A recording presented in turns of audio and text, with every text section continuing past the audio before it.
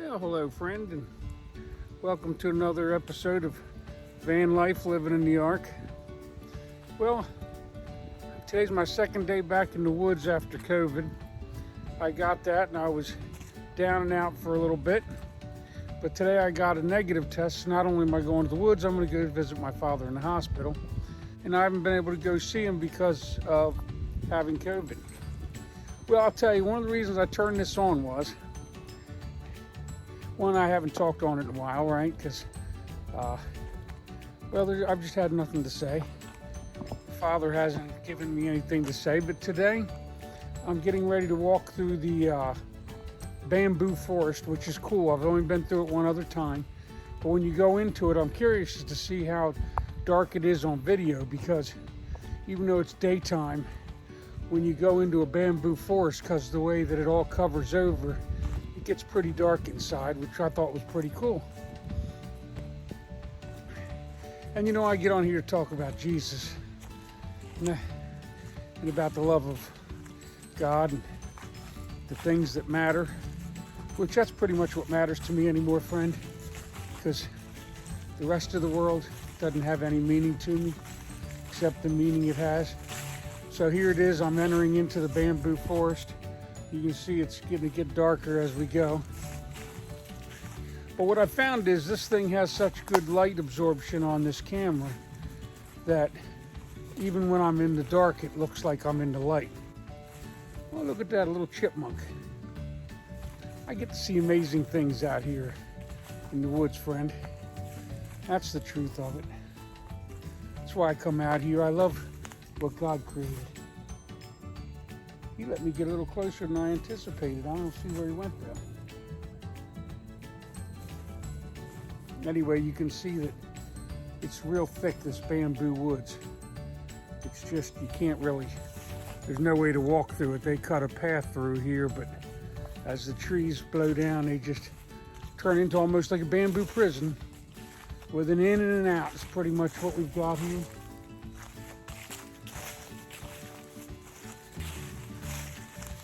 Kind of like this life sometimes can feel like a prison, doesn't it? For those of us that have had hard times and, well, we're busy blaming everybody else for our problems and not knowing what to do or be. Because that's the way I was my whole life. I was not knowing what to do or be. But it turns out everything that's right is wrong and everything that's wrong is right, and because both are true, neither are. So how do I explain that to you? See how dark it gets in here? I could almost, you can't see anything hardly, it's so dark. But we're getting ready to go back out into the light again.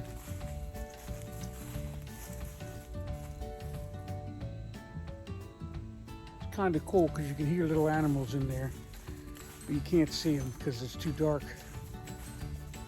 Probably birds hopping around getting bugs.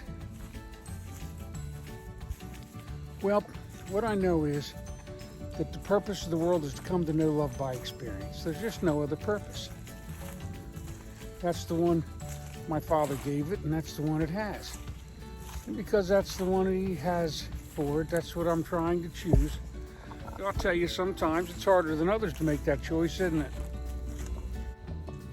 So, the purpose of the world is to come to know love by experience, and that's the reason I'm out here. I'm out here to give God the only thing I've got, and that's my time. You see, there's really nothing else to give God. You can't give God anything because everything's already His, right? And because everything's His, well, it's not yours. Yet He gave it to you so that you could give it to Him. And those of us that choose to give it to Him, well, then He gets it for Himself. And that's what He wants, the experience of love. Nothing more, nothing less. I'm having a real hard time with that sun at my back, friend. I can't get a good angle for you all to look at. So that's what the purpose of the world is, and that's what He created it for. Yet we've kind of got sidetracked on that, haven't we? We've made it about selfishness in this nation, and, well, it is what it is. He knew we were going to. He knew the end in the beginning, right? So He can't be mad, because if He was mad, He'd be mad at Himself. Yet the problem is there are consequences to these things, just like we tell our kids. And so he's been having me on here talking about things because I'm here to tell you that my Father created all this for the love of it. But the only way for him to be is to create a thought that is not, yet is. And that's your thought of Satan. And it is your selfish thought, because from your selfishness comes your fear. Because the more you have to lose, and the more power that thought has. Yet, that's the reason Jesus said that he who saves his life will lose it, but he who loses his life for my sake will gain it.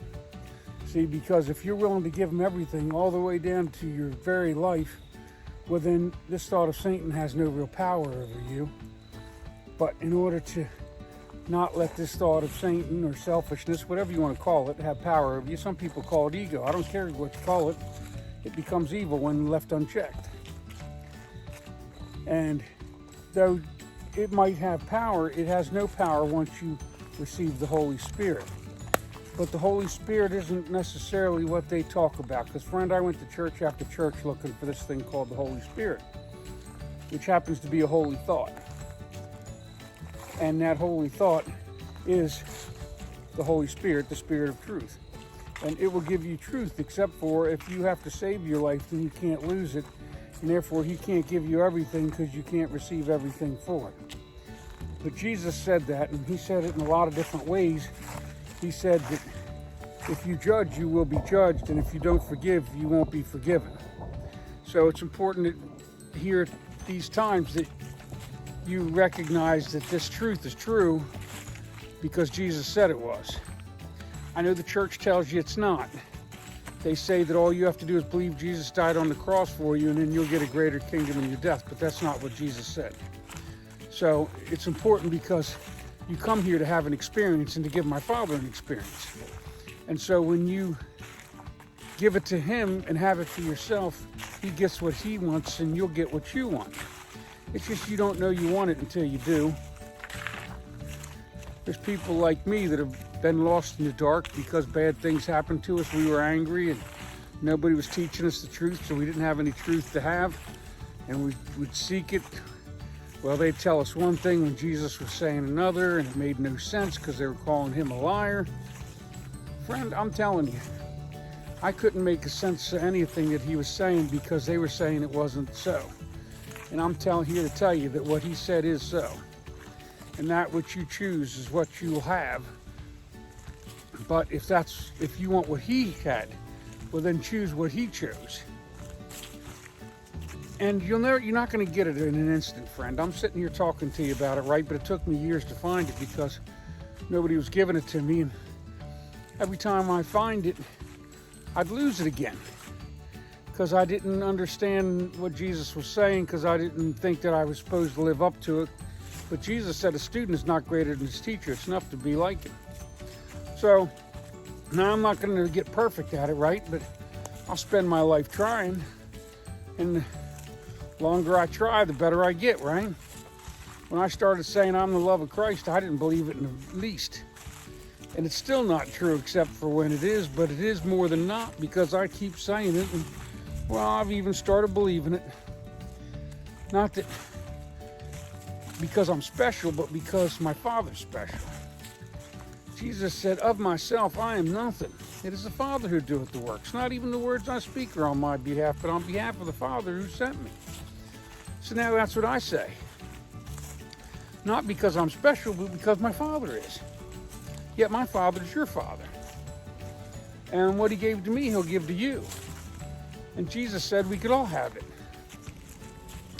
And you'll hear a lot of teachers talking about getting it, but, well, because they have to talk to Christianity and because they're trying to get people to like their message, which I understand because I wish people would like mine, but they really don't most of the time. But I'm here to speak the whole truth with the whole tongue, see, friend? You know, because when you speak with half a tongue, you only get half the truth. And this isn't the time to be looking for half truths. It's time to be looking for whole truths. So if you want love, give love. If you want joy, give joy. But if you want to hate, then you're going to get hate for it. If you judge, you're going to be judged for it. That's what Jesus said. So even though everybody's wrong, they're still right. They have to be right because my Father allows it, right? So even though it's all wrong, it's still all right. And even though it's all right, it's still all wrong. It depends on how you're looking at it. If you're trying to be righteous, then you don't have to make a judgment because Jesus told you not to. Jesus said, don't judge. You don't know how to judge. Only the Father does. So understand that my Father's going to make his own judgment, except my Father's not going to do it. You're going to judge yourself by the words that Christ gave you at the end of the age. And he did tell you that those that claimed to know him would owe twice the debt compared to those that didn't. But if you didn't read what he said, you wouldn't know this to be true. But I'm here to tell you that I've read what he said, and that is what he said. He said that to love him, you had to hate your mother, your father, your whole family, even yourself. He meant your own selfishness and theirs. He didn't really mean hate them, because didn't he tell you that you're supposed to love your father and your mother and your family? I mean, he told you have to love those that don't, so surely how are you going to love those that don't if you can't even love those that do? However, you can love them and still hate the selfish nature, right? That's what Jesus was talking about. So even though I love my family, I hate their selfish nature.